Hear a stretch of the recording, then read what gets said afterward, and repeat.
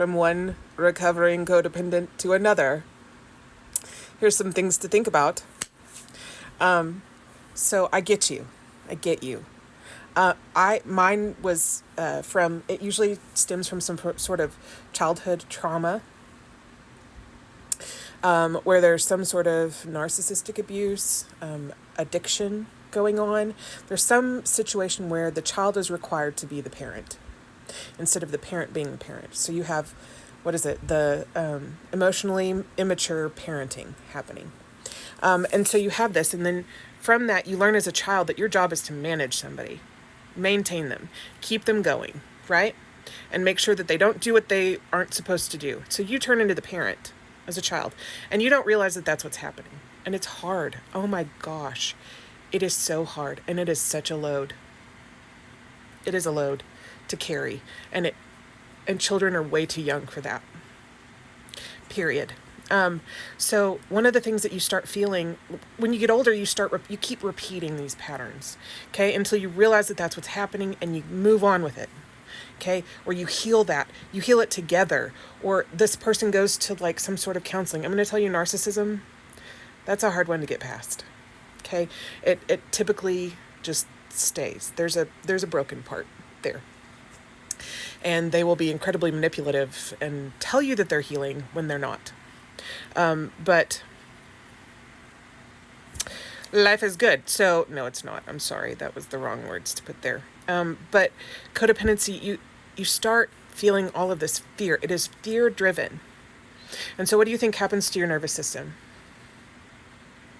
The fight, flight, or freeze, or fawn, depending on who you are and how you've been raised. And when you do that, you're going to have like a nervous system that is it's dysregulated. Because all you do is have this fear of something happening and you're not going to be able to maintain it. And then because of that, you start having this isolation because you are ashamed. You are ashamed of what's happening, so you start self-isolating. What can you do? What if your friends find out? What if the people around you find out? What's going to happen? Especially if you're not into authentic culture. If you're trying to hide all that, man, that's going to mess some stuff up. You are going to be alone in it with your system being dysregulated, nervous system. You're going to be constantly in fear, constantly. And so nowhere feels safe.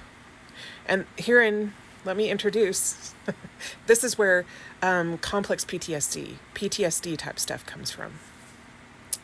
So if you haven't looked into that, I would recommend looking into PTSD or complex PTSD, because those are both things that are treatable. There are therapies. They're rough, but there are therapies out there. And then because of that, it turns into this like isolated shame, fear, toxic situation, and you are stuck in it. And you continue to repeat these cycles because you never heal that you need to put those things down. You need to not pick those things up for that person. You need to leave that person with the burdens that they have created and wish them well and love them from afar. Period. Because if you stay in that cycle repeats. It continues. It's just a continuous cycle. It never stops because no one ever changes the pattern. The pattern is never changed. And so you can beg them and beg them and beg them to change, and they're going to be like, yeah, I'm going to change. And then they don't. And then what do? You get hurt over and over and over again, hoping that that's going to change. And it doesn't. Because nothing in that system has ever changed. It just repeats. It keeps going. It's the wheel.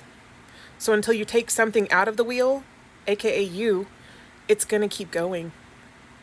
And baby, you deserve better. You deserve not to be somebody's babysitter. You deserve to be taken care of.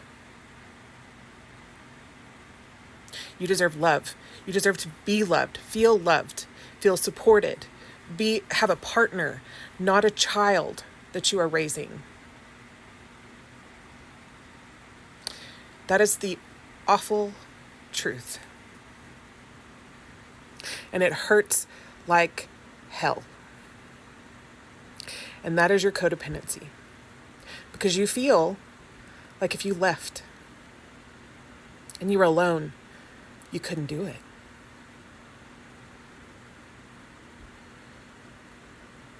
You can do anything you set your mind to. You just have to make the plan. You have to make the plan in advance. You can't just run out. You got to plan. Get that money saved up. Find resources. Find a friend that you can stay with, and then move on from there. Make sure you have a job in place that will pay for your bills, that kind of stuff. But you have to make the choice.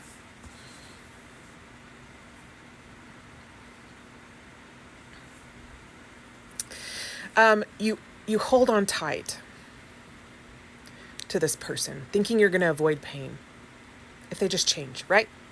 If they'll just change, I'm going to avoid the pain that's going to come along with my codependency and with their addiction or with their narcissism. I'm going to avoid it.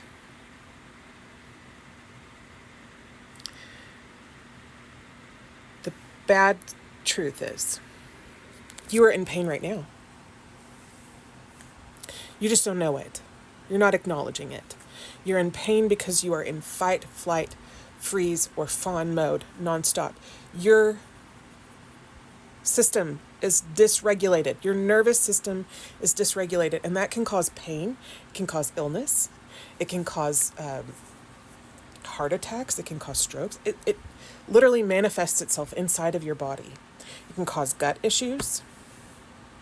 And then where are you? Baby, you deserve better.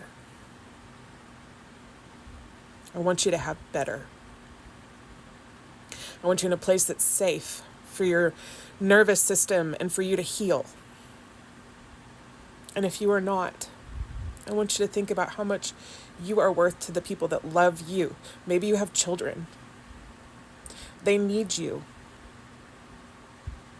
They need you to step up and be the adult in that situation. They need you to work on your codependency.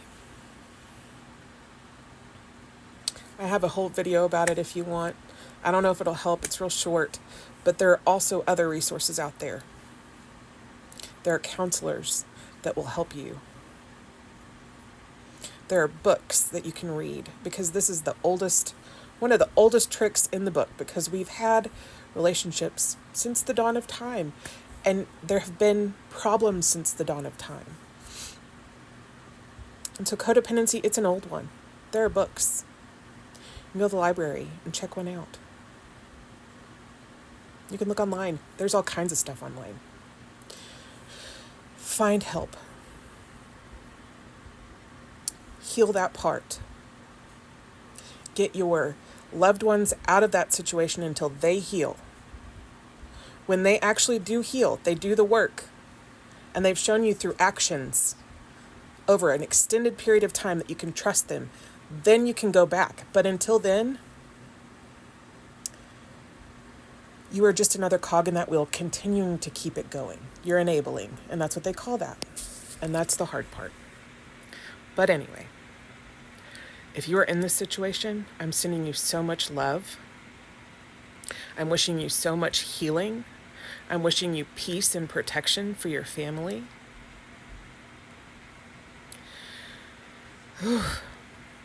May you find it. May you find the will inside of you and the love that you have inside of you, and know that you are loved and you are lovable and you are worthy.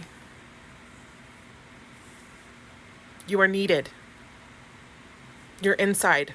What you have up here is needed. So don't let somebody take that away because they can't get past their bad habits. I'm sending love to you all. Take care of yourselves.